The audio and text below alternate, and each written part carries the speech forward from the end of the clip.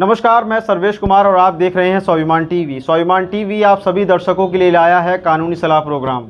इस प्रोग्राम के तहत हम आपको उन अधिवक्ताओं से मिलाएंगे जो आपको कानूनी सलाह देंगे, वो कानूनी सलाह जो आपके काम आ सकेंगी। तो हमारे साथ इस वक्त मौजूद हैं अधिवक्ता श्रद्धा जी। तो आइए इनसे जानते हैं कि घरेलू हिंसा क्या है, घरेलू हिंसा में जो पीड़ित व्यक्ति है वो किस प्रकार न्याय पा सकता है। तो मैम, सबसे पहले बहुत बहुत स्वागत है आपका स्वाभिमान टीवी में। धन्यवाद। मैम, मेरा पहला सवाल आपसे ये है, जो घरेलू हिंसा है वो क्या है और इसके तहत जो पीड़ित व्यक्ति होता है वो किस प्रकार से न्याय पा सकता है। घरेलू हिंसा अपने आप में ही ये डिफ़ाइन कर रही है कि घरेलू का मतलब जो घर में आपके साथ हिंसा हो रही है। वो हिंसा किसी भी तरीके की हो सकती है, वो शारीरिक हिंसा भी हो सकती है, वो मानसिक हिंसा भी हो सकती है।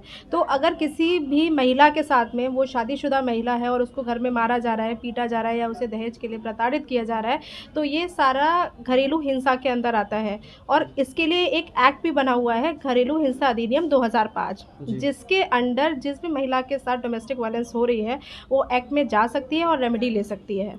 तो मैम, इसमें मतलब कितनी सज़ा होती है और प्रोसेस होता है। ये कंप्लेंट केस है। अगर किसी भी महिला के साथ घरेलू हिंसा होती है तो वो section 23 of domestic violence act में एक पिटीशन मूव करती है।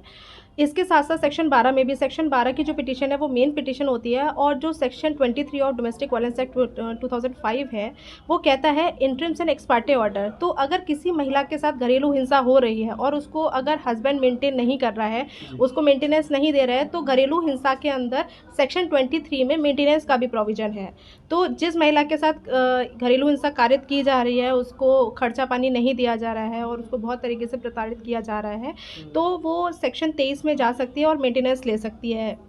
इसके साथ साथ जो डोमेस्टिक वायलेंस एक्टिविटीज़ प्रोवाइड की जाएंगी, आपको शेयर्ड हाउस होल्ड प्रोवाइड किया जाएगा, क्योंकि कई बार ऐसा होता है कि महिला को मारा पीटा जाता है और घर से बाहर निकाल दिया जाता है। तो डोमेस्टिक वायलेंस एक्ट की एक खासियत है कि जिस भी महिला को घर से बाहर निकाल दिया गया है उसको शेयर्ड हाउस होल्ड नहीं दिया जा रहा है। जिस घर में पति रह रहा है उसमें उसे रहने को नहीं दिया जा रहा है।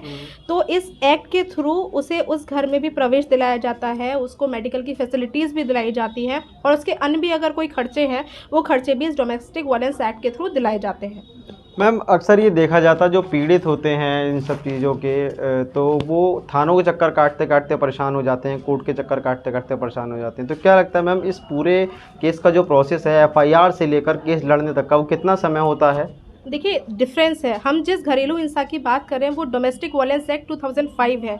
अगर किसी महिला को मान लीजिए जलाने की कोशिश की गई या किसी महिला को बहुत ज़्यादा परेशान किया गया है, तो वो महिला अपने पति के खिलाफ़ या अपने ससुराल वालों के खिलाफ़ एक FIR कराएगी।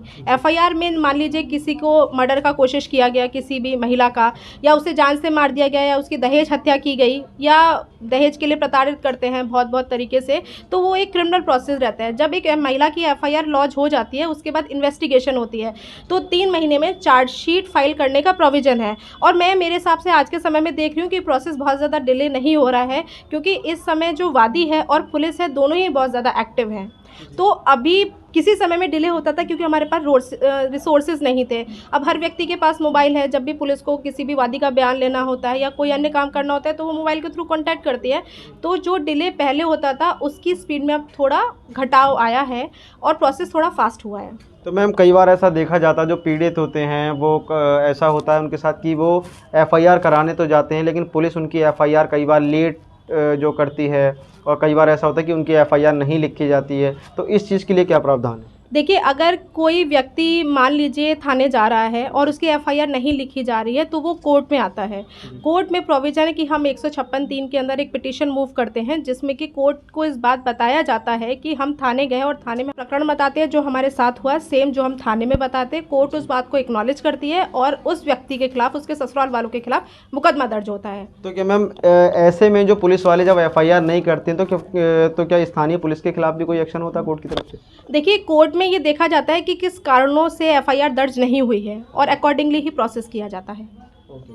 देखिए, ये कितनी शालीनता से मैम ने बताया कि अगर घरेलू हिंसा में जो पीड़ित महिलाएं हैं वो किस तरह से जो है अपनी बात कोर्ट तक रख सकती हैं और किस प्रकार से वो न्याय पाने के हकदार होते हैं। इसी तरह की कानूनी सलाह पाने के लिए देखते रहिए स्वाभिमान टीवी।